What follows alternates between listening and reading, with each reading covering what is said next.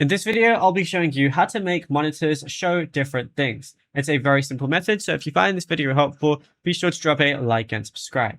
Now, it's very simple to do this, and honestly, a lot of people get confused by this, so don't worry. So let's just say you connected a second monitor or even a third monitor to your PC or laptop setup, but it's all showing the exact same thing right now. It's mirrored. So what you want to do is right-click on an empty area on your screen and then go over to Display Settings.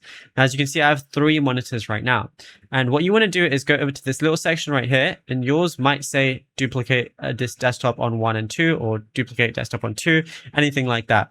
But what you want to do is switch it to extend desktop to this display. So once I go ahead and select that while selecting my main screen, it's then going to basically allow everything to show different things, and I can then move any application I want over to the left or to the right or anything like that. And then I can also just make sure whatever monitor I want as my main one, I've got to do is highlight it, and then I want to press make this my main display. Now, it's not letting me check it right now because it's already my main display, but let's say I wanted to do it to something new. I would make this my main display right here by pressing this.